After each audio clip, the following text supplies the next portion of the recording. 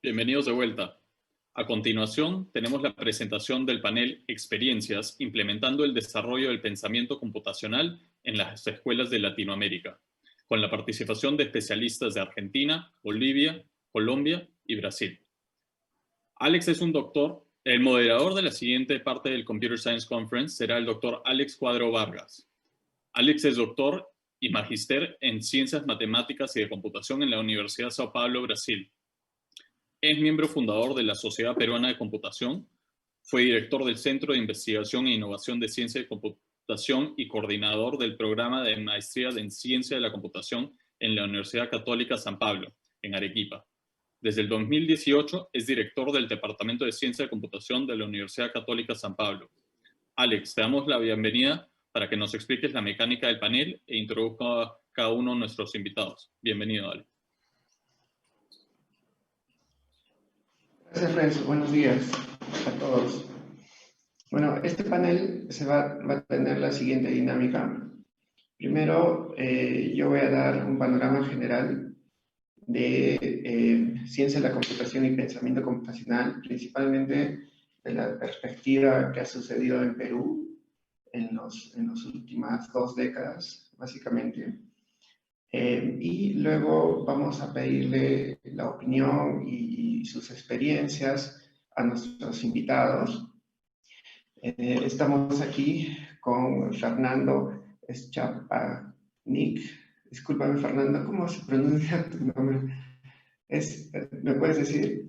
Sí, se pronuncia Schapanic, pero cualquier pronunciación es aceptable. Ya, gracias, Fernando, bienvenido. Fernando es director del programa Vacaciones en TIC de Argentina.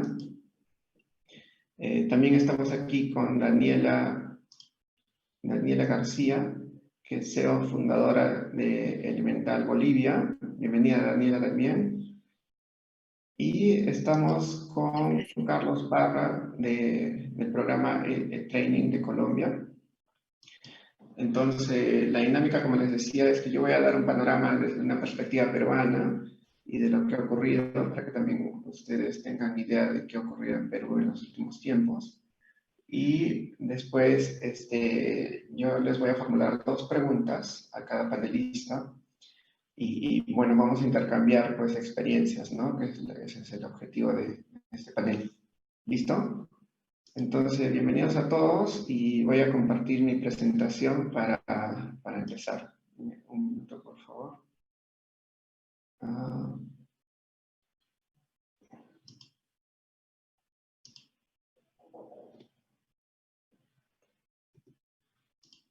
Me avisan, por favor, si consiguen ver mi presentación. Sí, todo bien. Perfecto. Sí. Ya. Listo.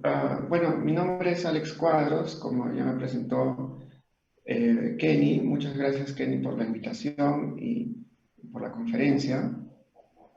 Yo soy director del Departamento de Ciencia de la Computación de la Universidad de San Pablo.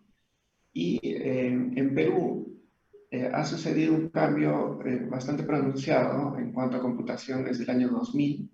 O sea, básicamente tenemos 2 décadas de un cambio interesante. Para que tengan idea, antes del 2000 no había gente formada en Perú con maestrías o doctorados en ciencia de la computación o en áreas relacionadas, lo que era bien crítico.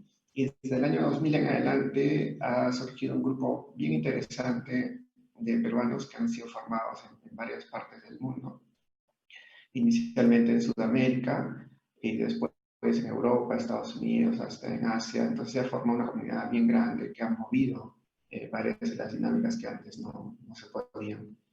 Y eso ha provocado varios cuestionamientos en Perú de qué es computación. Antes no era conocido el término, inclusive de computer science, y menos pues el de pensamiento computacional.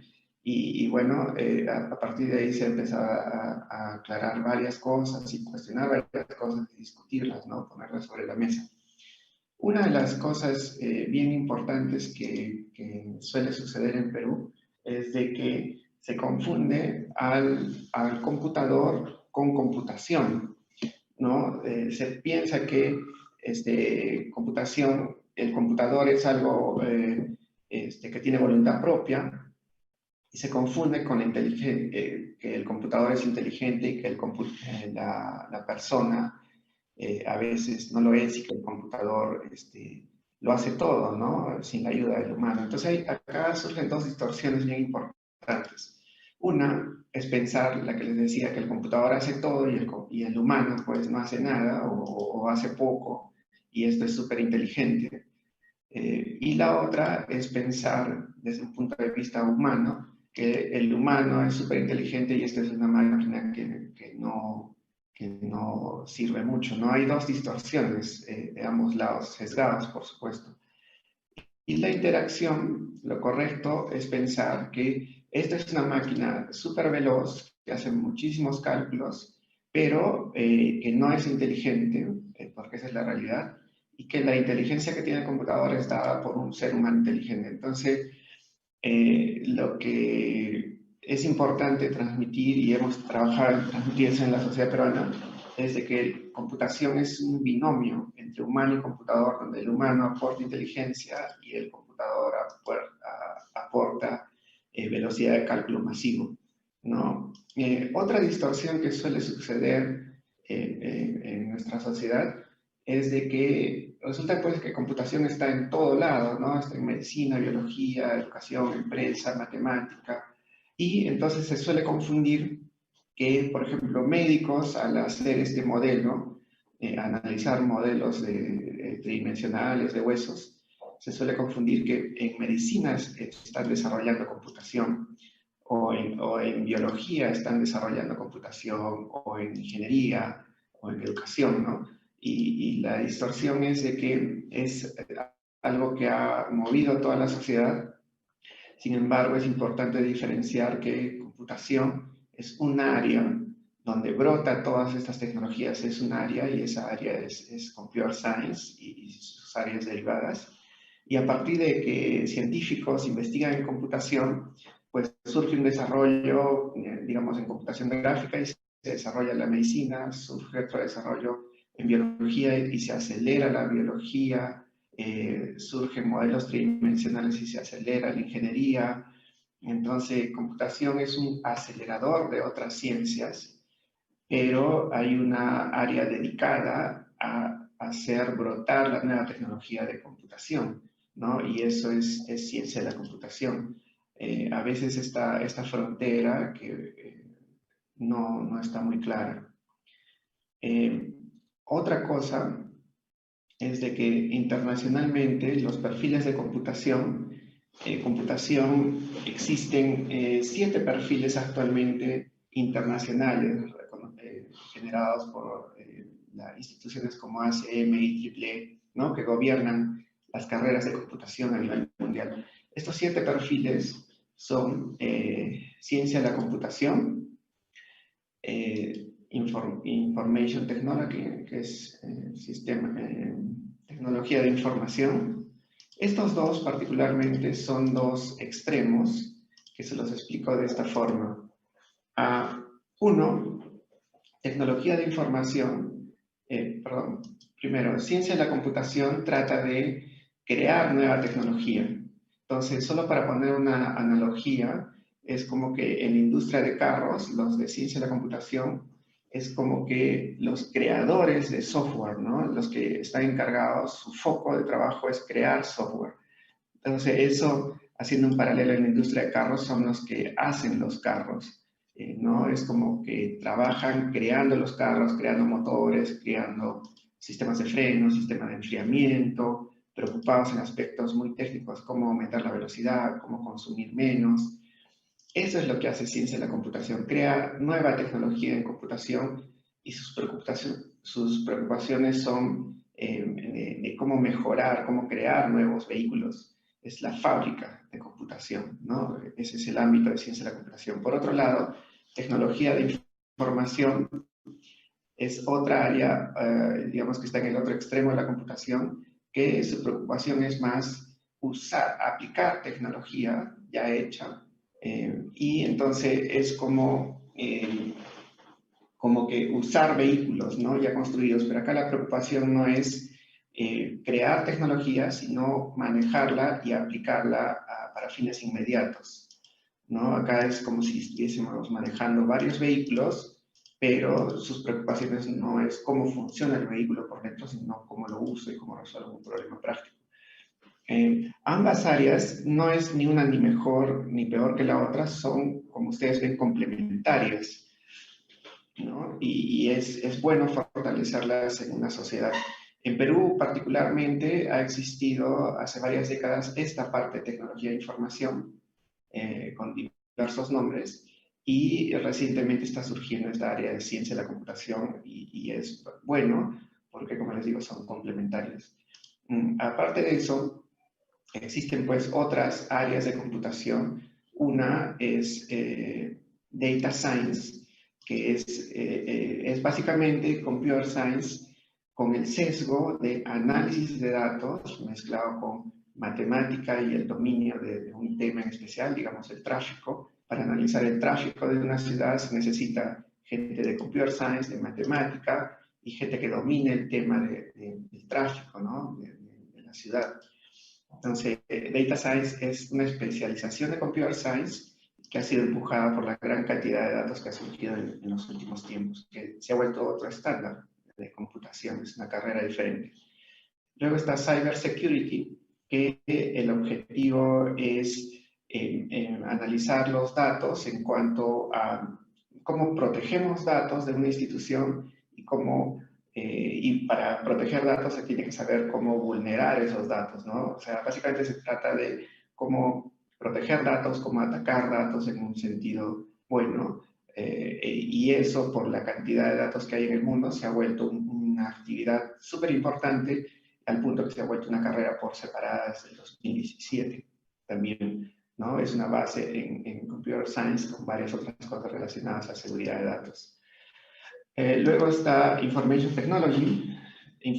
Systems, perdón, que básicamente es una actividad importante que se generó hace tiempo también, que está relacionada a procesamiento de datos y computación para organizaciones, ¿no? Manejo de datos organizacionales mezclado con cosas administrativas organizacionales es un foco de actividad que surgió hace tiempo, desde el 2002, y también se ha vuelto una carrera por separada.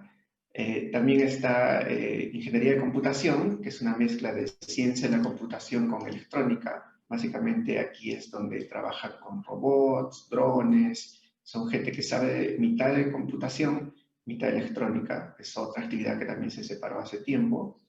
Y finalmente está Ingeniería de Software, que es un complemento súper importante para ciencia de la computación también, que esta es la fábrica de software y estos son como los medidores de calidad, evaluadores de software y sugieren, estudian buenas prácticas de desarrollo de software en equipos, es como un evaluador de software y por supuesto tiene que saber mucho de Computer Science, pero su sesgo no es tanto la creación, sino es la evaluación. Ese es el ámbito de conocimiento de computación a nivel mundial, ¿no? Y las intersecciones son así, es un diagrama realmente complejo. Este es un diagrama muy reciente de la Computing Curricula a nivel mundial. Y bueno, esta es la explicación fácil que les mencioné. Y bueno, ese es el cuerpo real de conocimiento de computación. Y pasando a pensamiento computacional, pues pensamiento computacional, lo que sucede es que estos 7 perfiles han tenido mucho éxito y mucha relevancia, se han tornado muy importantes en el desarrollo de las sociedades en todos los niveles, se ha convertido en un acelerador de las otras ciencias.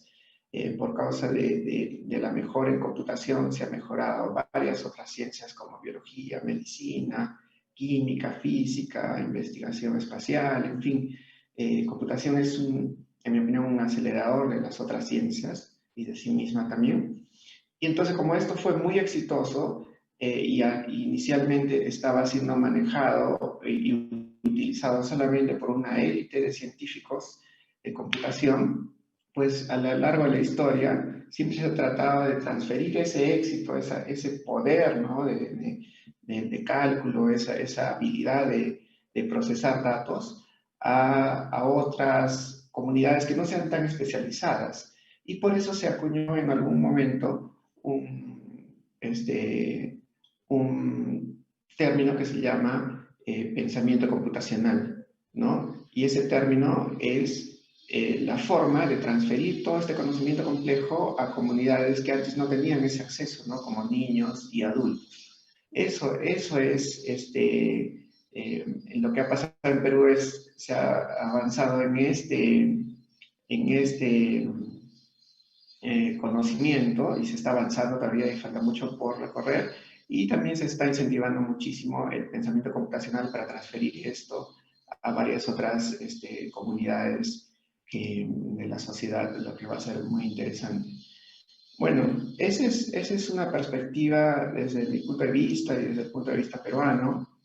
Y justamente ahora nos gustaría saber las opiniones de nuestros panelistas. A ver, espérenme, porque aquí se me...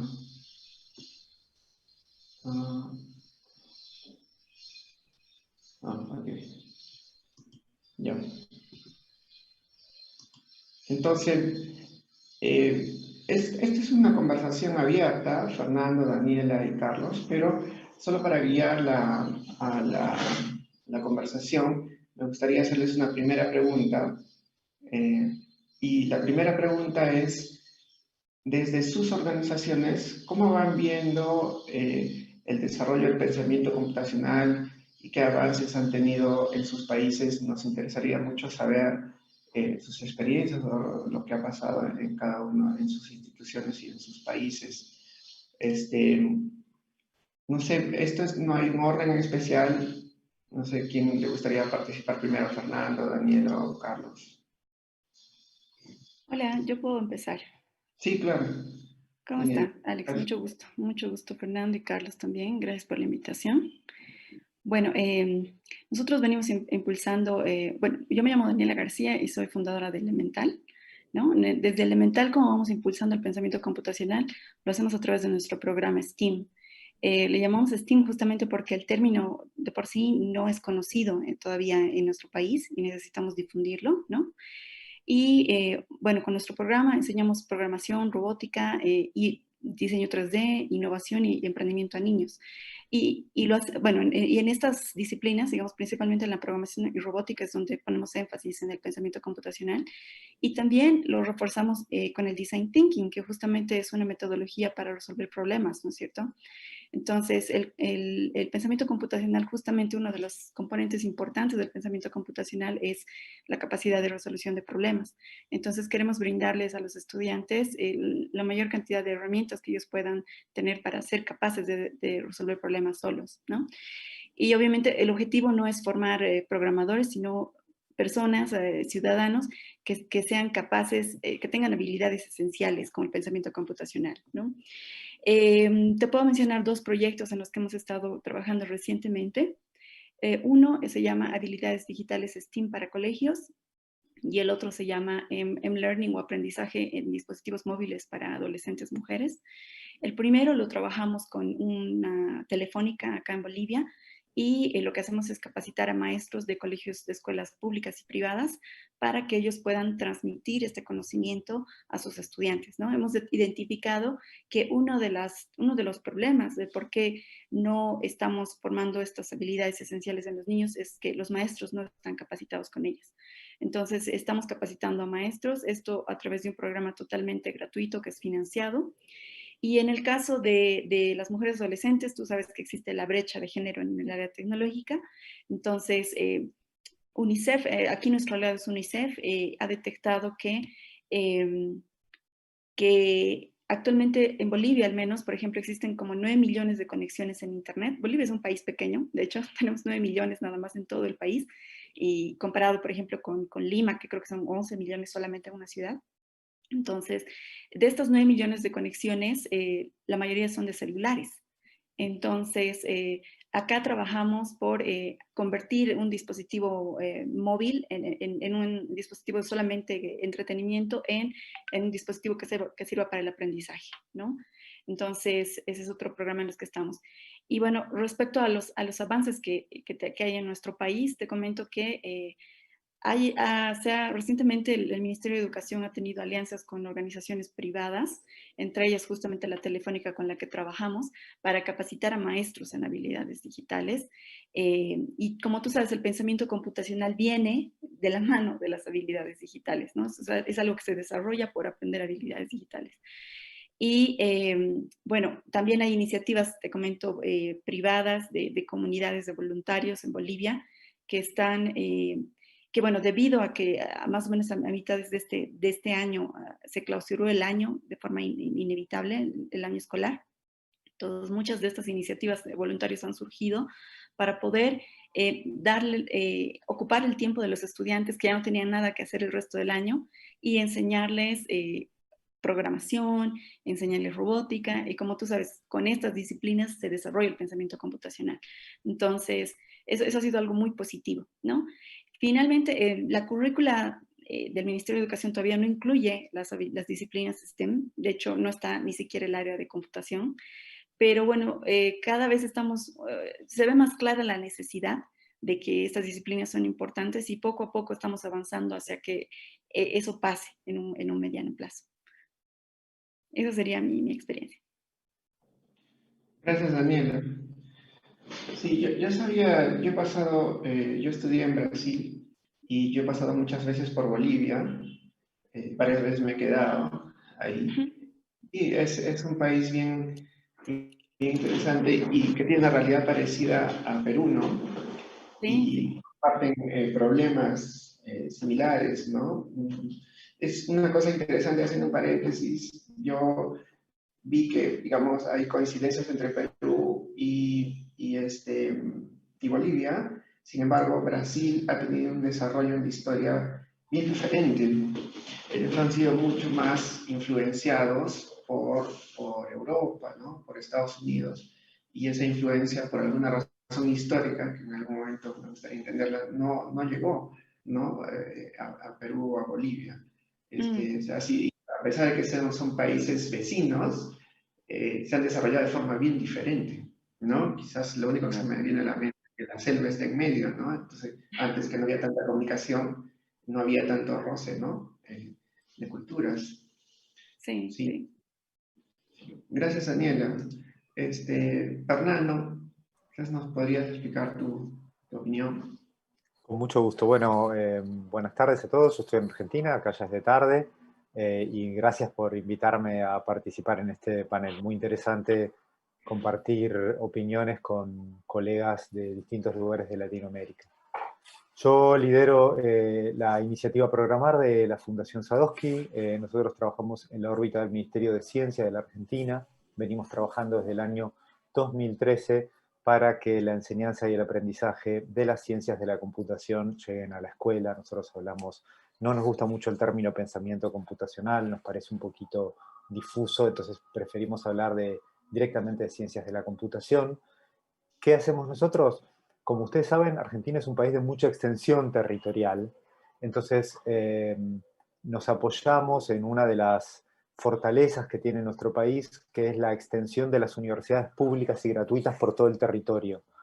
Nuestra organización trabaja en alianza con las universidades de los distintos lugares del país, con las que vamos tejiendo una relación que se va incrementando en niveles de profundidad y complejidad.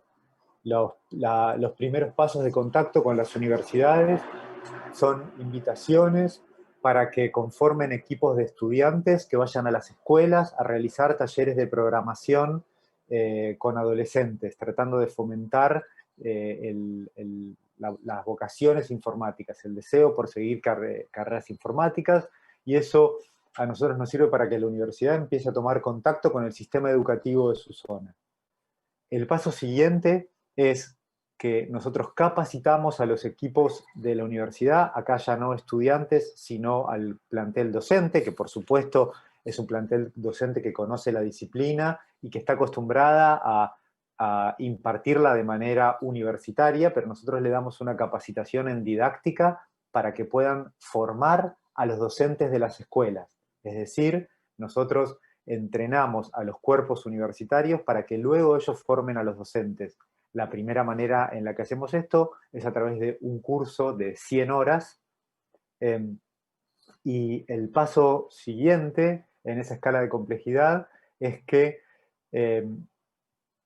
damos un paso más y les pedimos a las universidades que dicten un curso de 2 años de duración destinado a docentes de escuela que quieran reconvertirse para ser docentes de ciencias de la computación. El paso siguiente, estamos muy orgullosos, este es un proceso que nos ha tomado 3 años, ha sido seleccionar algunas de esas universidades para solicitarles que hagan material educativo para las escuelas. Acá les muestro uno de estos materiales. Este es para secundaria, lo voy a pasar así muy rápidamente. Todos hemos desarrollado 4 manuales para docentes para la primera parte de la escuela primaria y la segunda parte de la escuela primaria, y lo mismo para la secundaria.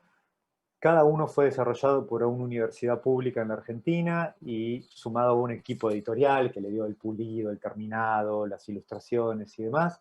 Ese material está disponible en PDF de manera gratuita en nuestra página web, que es www.program.ar, www.program.ar. Se lo pueden bajar de manera gratuita y además tiene licencia Creative Commons. Así que bienvenidas las copias, las transformaciones, las adaptaciones. Es un material que hemos desarrollado para que se use.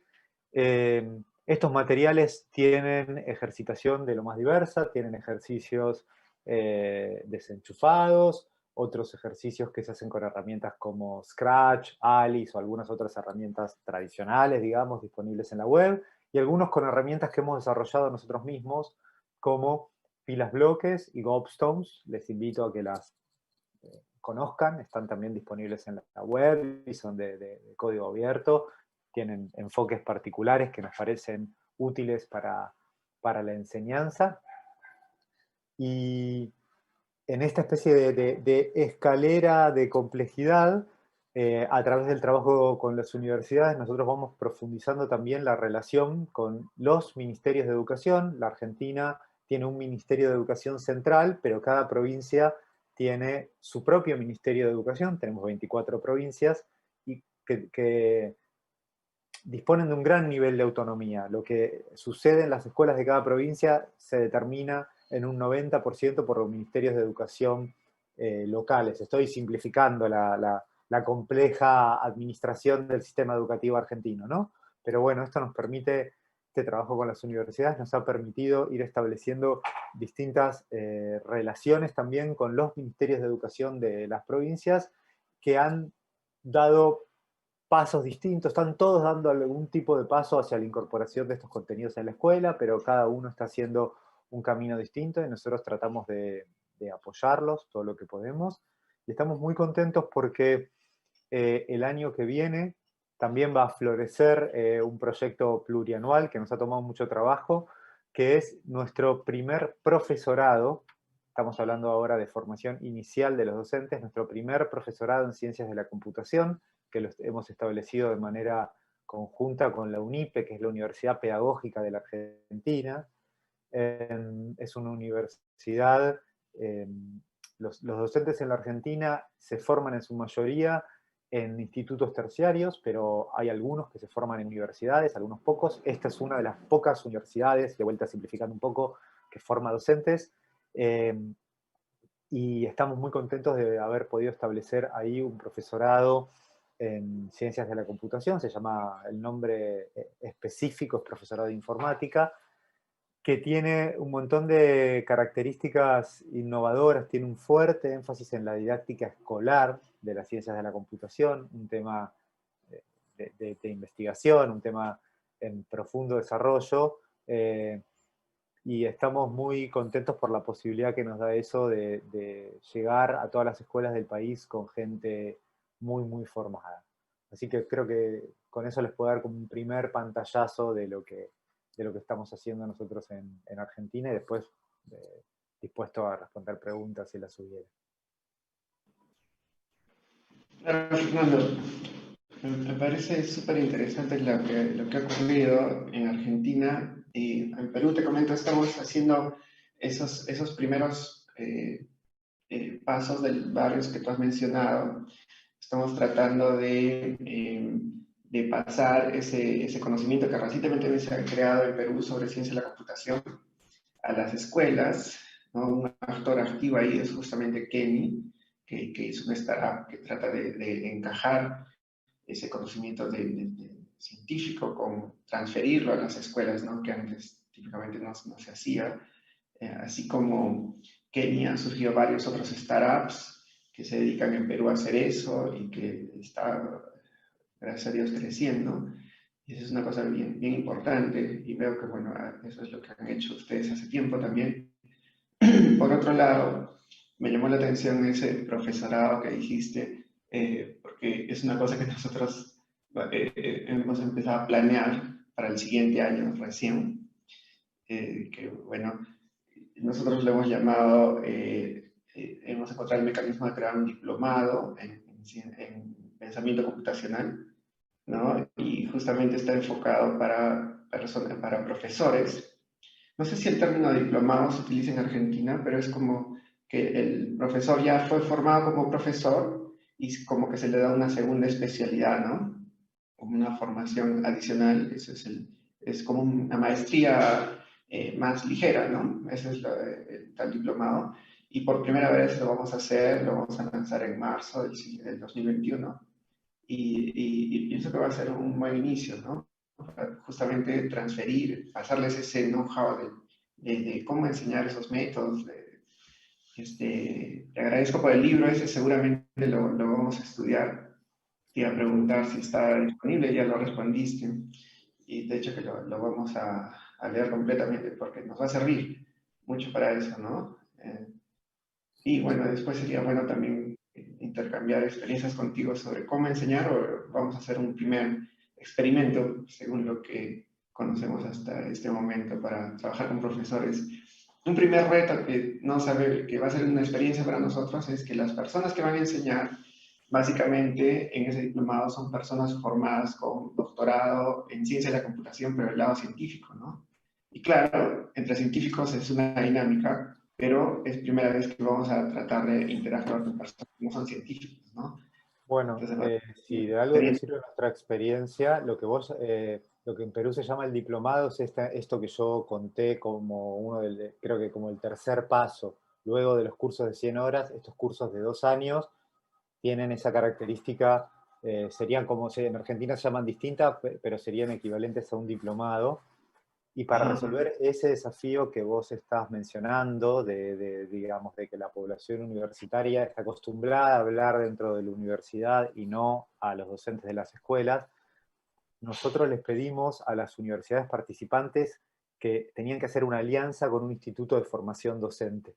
Es decir, los equipos tenían que ser mixtos, donde la universidad aportaba el conocimiento de la disciplina y el equipo didáctico no conocía la disciplina, pero sí podía y realizaron un trabajo muy fuerte para suavizar la llegada de esos contenidos, digamos, en la transposición didáctica de esos contenidos. Fue clave porque si no, como vos entiendo que ya estás anticipando que ese puede ser un foco uno de los desafíos más claros y no te equivocas. Ese es uno de los desafíos más claros desde nuestra experiencia. claro, sí, esa es buena idea. Justo ahora vamos a trabajar duro ya le hemos dado una forma inicial. Inclusive después me gustaría que le des una revisada a nuestro plan para saber tu opinión. Con mucho Listo, gusto, sí, sí. muchas gracias por tus ideas. Entonces, ahora pasamos con la intervención de Carlos, por favor. Hola, buenas tardes. Buenas tardes, Soy Carlos Carlos. Parra, trabajo como director ejecutivo de e-training acá en Colombia. Venimos desarrollando una serie de iniciativas, realmente como contratistas del gobierno colombiano, tanto el Ministerio de Educación Nacional como el Ministerio de TICS. Y particularmente me quiero enfocar en una experiencia que hemos tenido con el Servicio Nacional de Aprendizaje. No sé si ustedes saben, acá eso es una entidad educativa que lo que se dedica es a la preparación de técnicos y tecnólogos, que son muchachos que están o bien a punto de terminar su proceso de formación en secundaria, o cuando terminen la secundaria es la primera opción de poder de alguna manera formarse acceder a formación técnica en muchas áreas de conocimiento. ¿Qué es lo que hizo?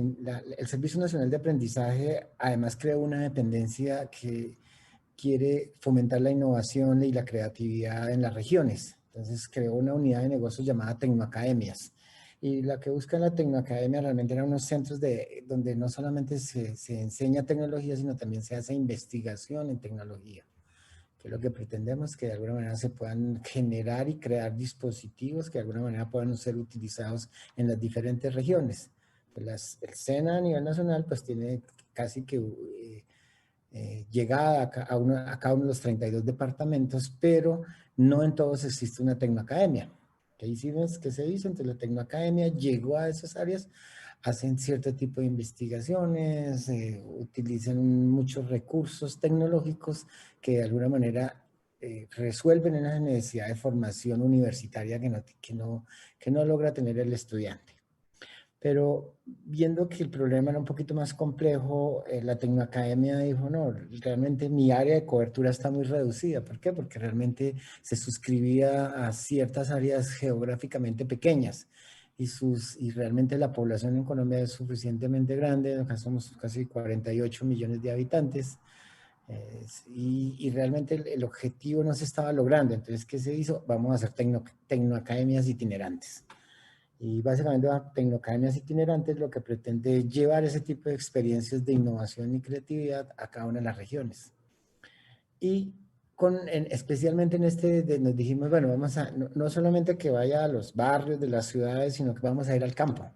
Y específicamente porque se había una necesidad y una falencia en la formación de los jóvenes del campo. Realmente existía una inequidad en los procesos de formación que se dan en las unidades urbanas, de las instituciones educativas urbanas, y otra muy, muy diferente la experiencia en el ámbito rural.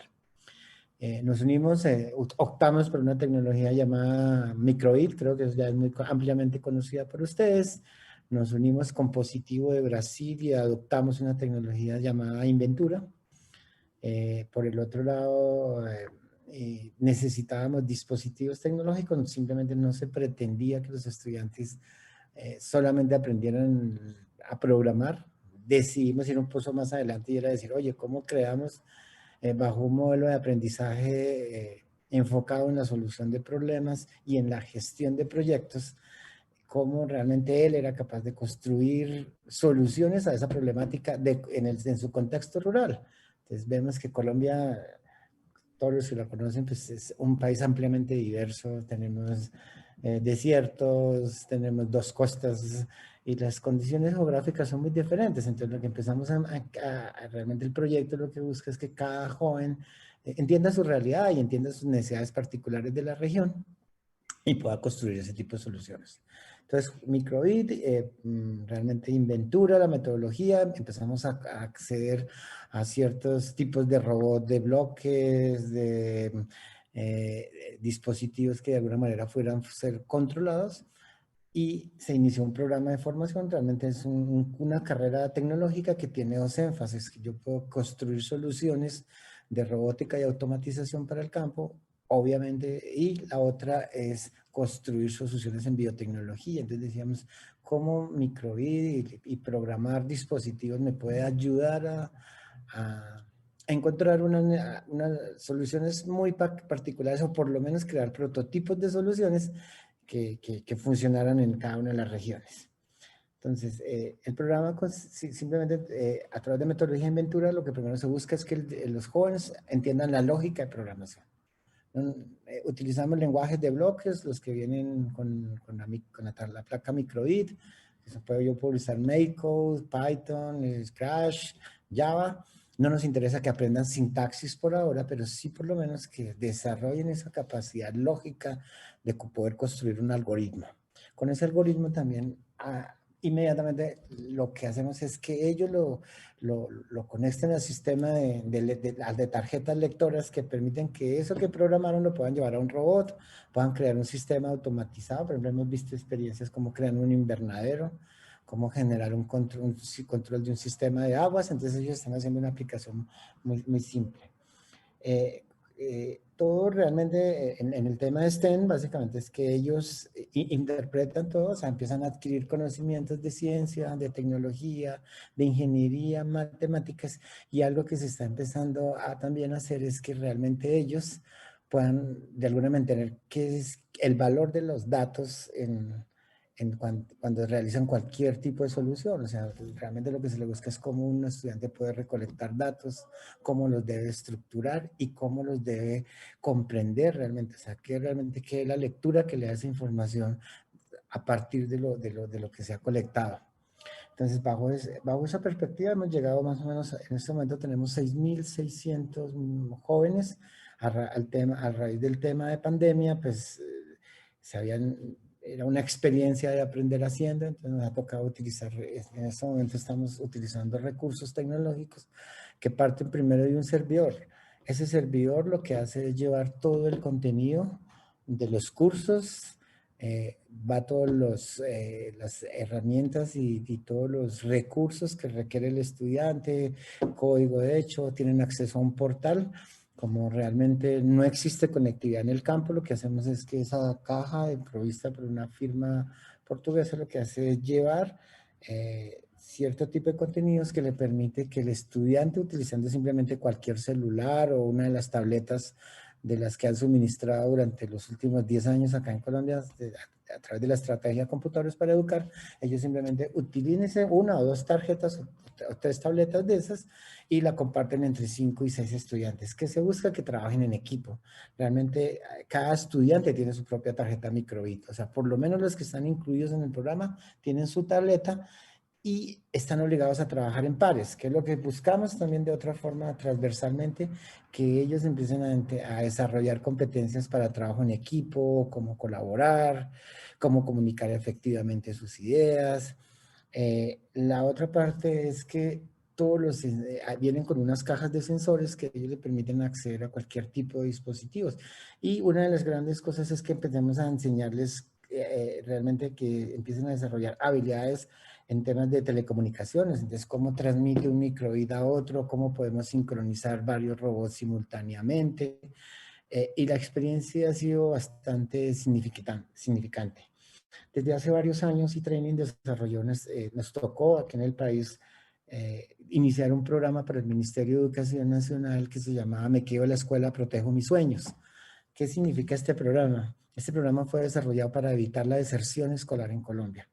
¿Por qué? Porque aquí en Colombia tenemos 4 problemas gravísimos. El número 1, el tema de deserción por minas antipersona.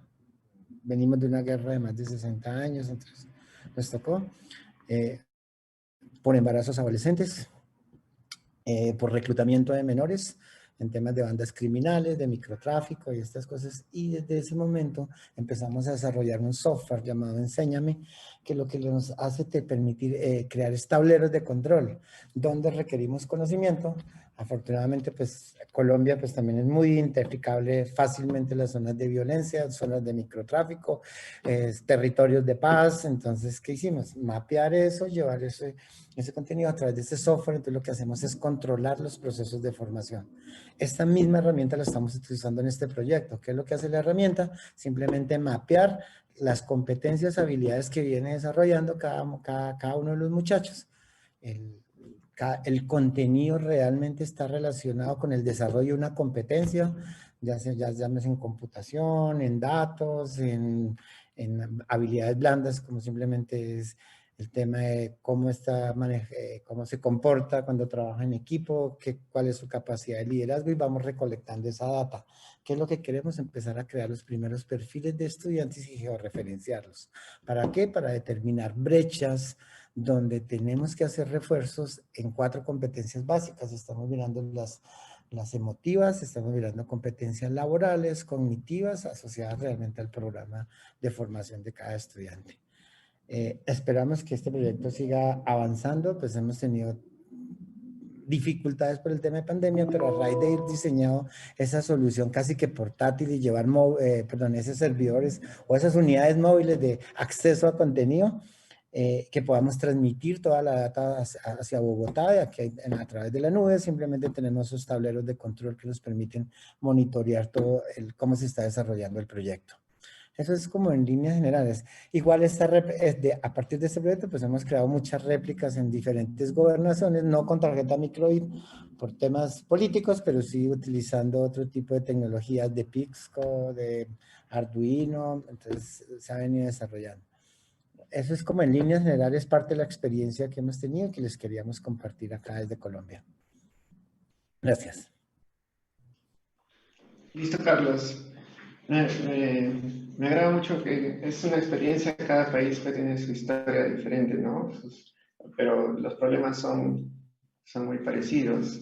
Se están tratando también de difundir, ¿no? Se me vino a la cabeza hace poco, se ha hecho una compra bastante grande en Perú de millones de tablets para dárselas a los alumnos, principalmente de las ciudades con pocos recursos, y esto va a desarrollar también la infraestructura, ¿no? La logística para poder llegar con internet ahí, y justamente algo bueno que ha sucedido es que esas tablets se le va a incluir programas o aplicaciones para justamente enseñar pensamiento computacional, no van a ser solo para conectarse a internet, ¿no? Como mini cursos. Bueno, eso fue una buena intención, les comento, súper buena del gobierno, y de hecho que se ha hecho.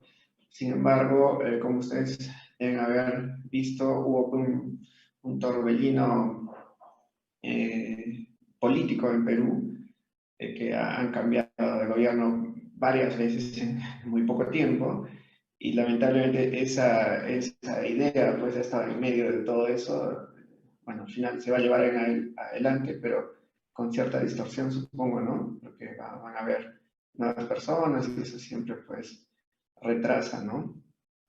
Retrasa todo el proceso, la inestabilidad política, ¿no? Es algo malo que sucede en Perú y quizás también en otros países. Solo una pregunta final. Les quería pedir a cada uno que den un comentario final sobre un punto particular.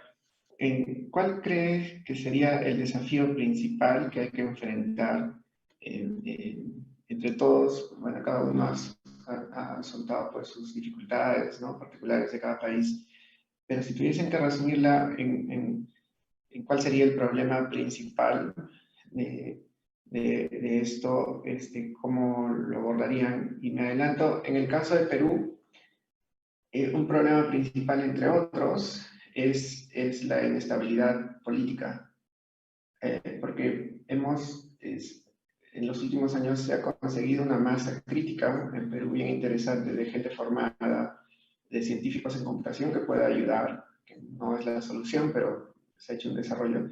Pero para cada una de las cosas, les comento que esos científicos pueden poner en Perú, existen trabas, el aparato estatal no está hecho, no ha sido desarrollado para insertar para absorber la tecnología que otros científicos la puedan poner. En mi opinión, en Perú ese es el principal problema, que, digamos, por un lado se ha desarrollado la ciencia, pero el Perú no ha acompañado ese desarrollo, entonces ahora no encaja, ¿no? Ese es lo que sucede en Perú actualmente, y bueno, estamos trabajando en ayudar a resolver eso, ¿no?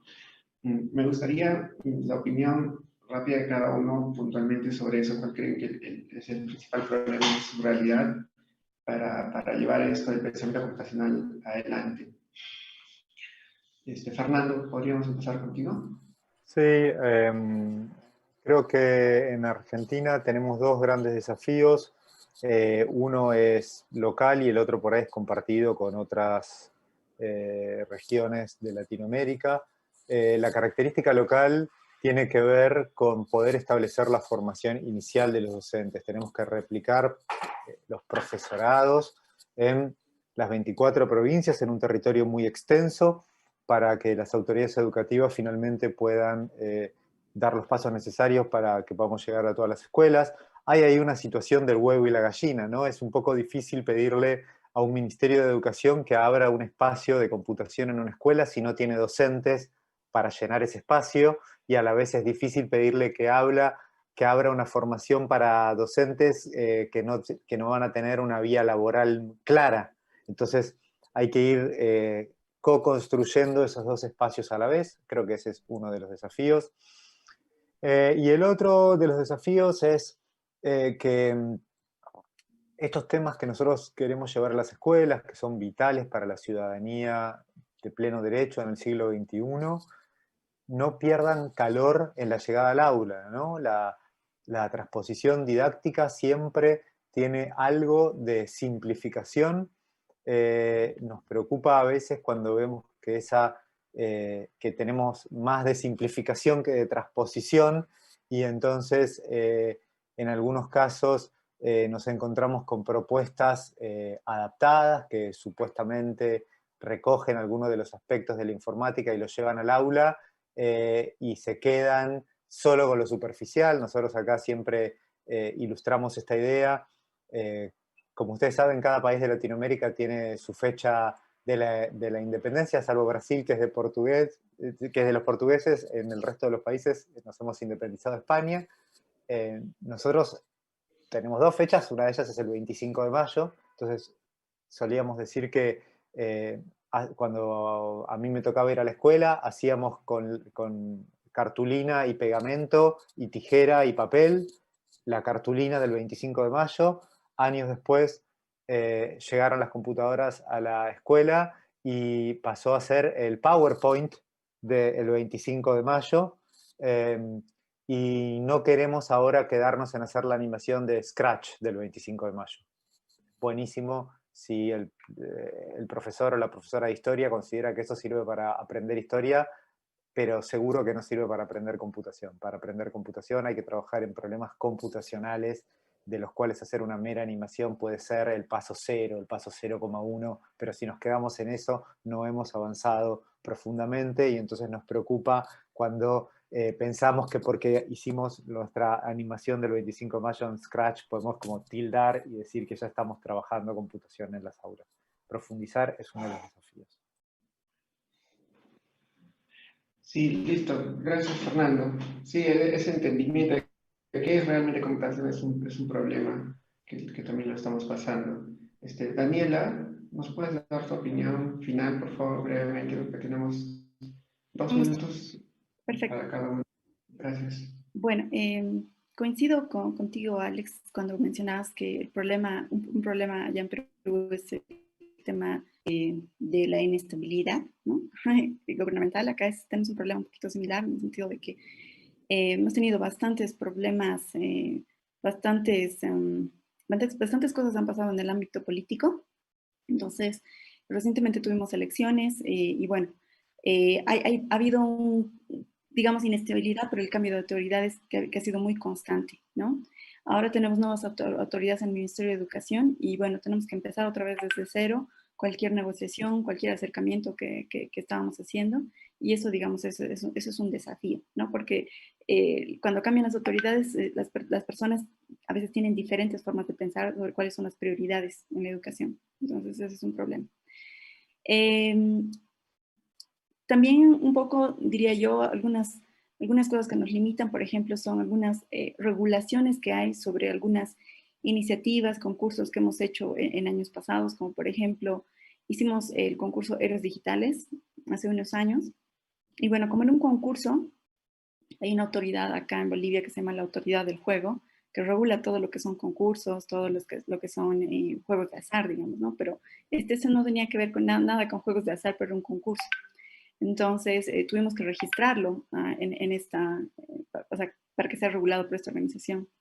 Y lamentablemente nos pasó que hubo un errorcito en una parte de la implementación que nos costó muy caro y tuvimos que pagar una multa tremenda.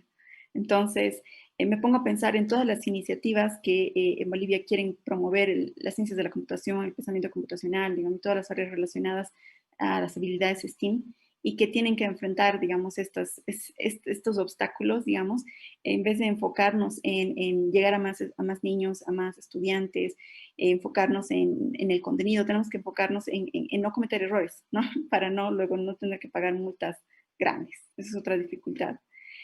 Y bueno, específicamente en el tema de implementación de los programas que estamos llevando a cabo aquí en Bolivia, te diría que el primer obstáculo es el acceso limitado que tenemos a Internet.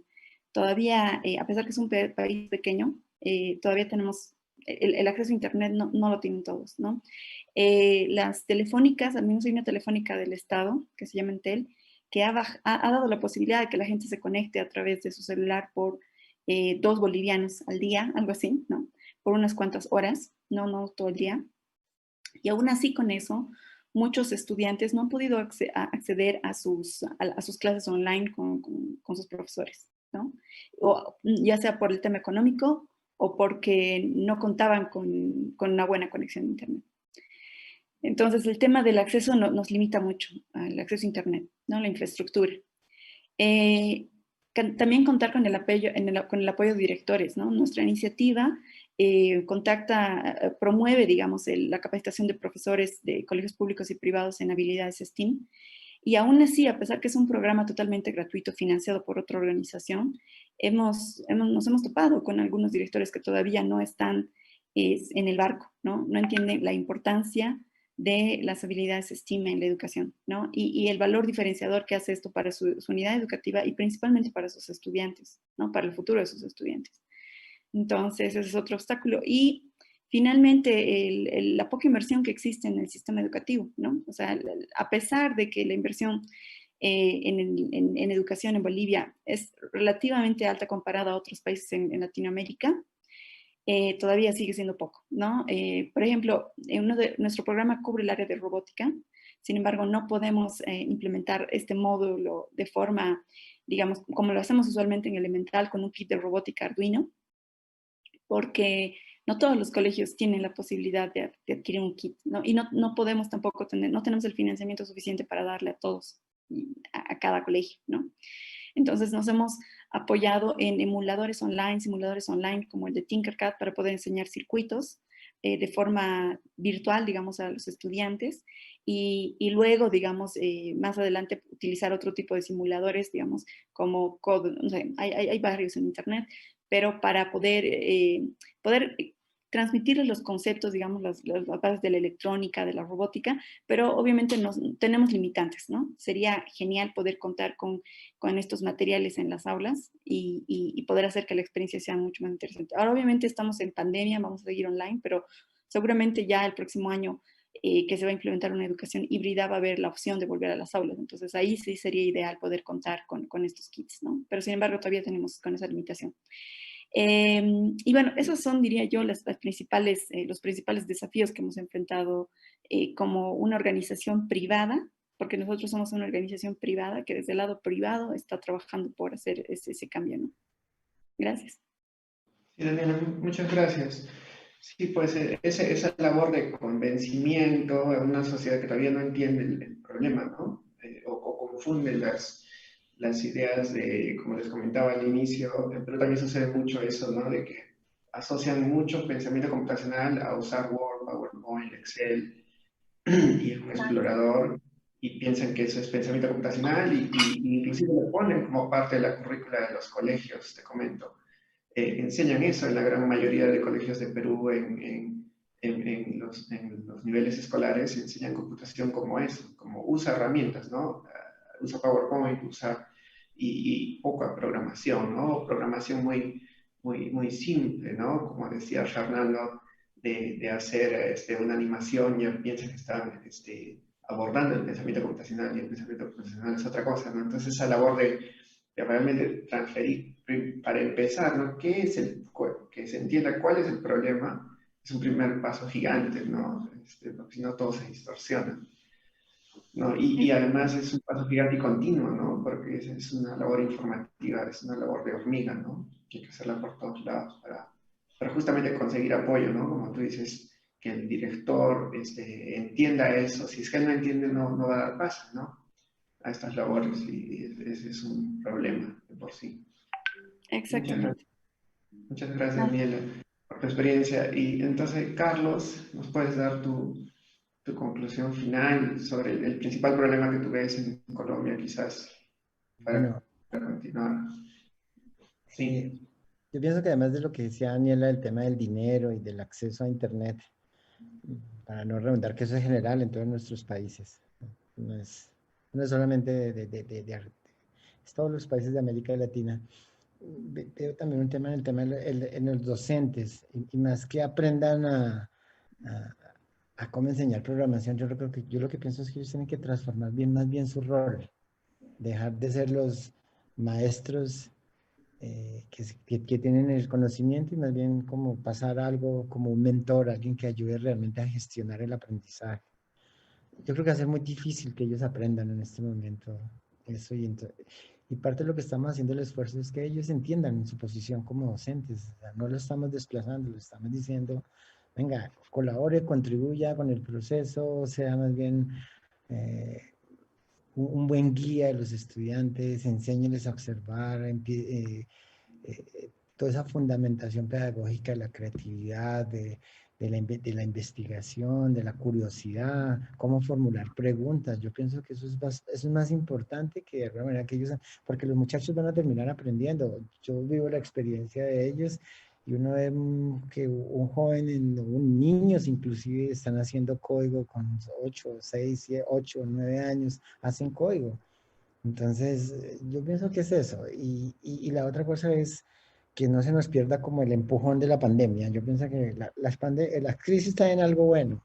Y lo que nos deja esto es la experiencia, cómo realmente la gente empieza a entender que estos medios son buenos, que no tan buenos como uno quisiera, pero realmente aportan y me da miedo el retroceso. O sea, ya vimos la experiencia y como decía Daniela, hacer la educación híbrida, la presencial, la remota, esto nos va a permitir de alguna manera democratizar el conocimiento.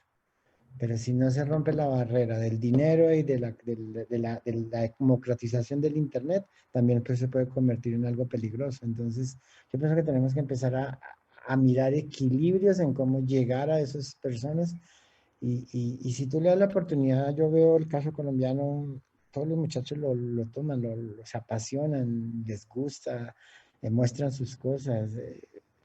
Y realmente no se necesita a veces ni tanto dinero ni nada, solamente demostrarles que todos somos capaces, que no somos países del tercer mundo, que tenemos oportunidad. Me gustaría que algún día les pudieran compartir experiencias de lo que hacen los muchachos. Son cosas valiosísimas, impresionantes, me dejan impresionado, impresionan a sus mismos maestros. Entonces, que no se pierda el ritmo. A mí lo que me da miedo es eso, que perdamos esto de la pandemia, entonces volvamos otra vez a las clases rutinarias, donde los muchachos no se apasionan. Y yo pienso que si les damos recursos de este tema, o sea, si no se pueden dictar clases, pues llevémosle los recursos a los muchachos y ellos van a aprender. Y realmente esos procesos de autoaprendizaje van a servir desde que haya un buen guía y un buen mentor. Eso yo creo que es como mi conclusión. Gracias. Gracias, gracias Carlos. Sí, realmente eso de la pandemia ha sido pues malísimo, pero la cosa buena que tenía es que ha acelerado a toda la comunidad, los que querían, los que les gustaba, los que no les gustaba, todos han tenido que entrar de forma obligada, ¿no? Y eso ha puesto sobre la mesa la necesidad de que la sociedad en sí tenga un conocimiento de computación, ¿no? Como una habilidad fundamental. Como se ha establecido hace tiempo que es matemática, física, química, ¿no? Una habilidad fundamental, no del futuro, sino de este momento, después el pensamiento computacional, ¿no? Yo también espero que esa aceleración que se ha dado ahora durante la pandemia, como tú dices, no se desacelere y que se hagan métodos híbridos, ¿no? De enseñanza y de democratización, como tú dices, de esa transferencia de conocimiento que nos va a hacer bien a todos, ¿no? Como sociedad. Y finalmente, quería resaltar, les agradezco, me ha dado mucho gusto conocerlos, les agradezco por su experiencia. Nosotros aquí en Perú también hemos formado con la fundación, con la Siemens, una mesa de pensamiento computacional latinoamericana, que justamente la idea es agrupar a iniciativas, y eso no solo es de Perú, la idea es que sea latinoamericana, iniciativas de justamente pensamiento computacional, y la idea de esa mesa es intercambio de experiencias y intercambio de métodos para acelerar esto. Y entonces yo los voy a, Carlos, Daniela, Fernando, contactar para explicarles mejor de eso, porque es una cosa que nos puede hacer bien como Latinoamérica, ¿no? Para intercambiar y hacer eventos juntos, ¿no? Como lo que estamos haciendo ahora. Listo, una vez más les agradezco, me dio mucho gusto conocerlos y también siento que he aprendido varias cosas. Es bueno saber que hay otras ideas bien diferentes, ¿no? Ahora sí me han aprendido varias ideas con lo que me han contado para madurar lo que estamos haciendo en Perú. Nada, muchas gracias a ustedes, Daniela, Carlos, Fernando, y muchas gracias a todos los asistentes que nos están viendo. Y listo, le doy pase a Renzo y Kenny para continuar con el evento. Muchas gracias. Gracias a todos. Quería agradecer de nuevo a Alex y a todos los panelistas. Creo que han enseñado bastantes pensamientos importantes y ha sido una discusión bien interesante. Quiero también agradecer a los más de 1000 docentes que se inscribieron a participar en el Computer Science Education Conference, que también nos siguen a través de nuestras redes sociales y comentan en los grupos de WhatsApp, Telegram y nuestras comunidades. Esta tarde nos conectamos a partir de las 4 de la tarde con nuestro caso de éxito invitado llamado Educación 4.0 para la formación de competencias del siglo XXI, a cargo de Fabio Sigmund, cofundador de Mundo Maker. Para finalizar, tendremos el lanzamiento de la Mesa Latinoamericana de Pensamiento Computacional, que es un espacio para articular las actividades de investigación y difusión de la ciencia de computación. Nos despedimos con nuestros videos de agradecimiento y muchas gracias a todos. Nos vemos en la tarde.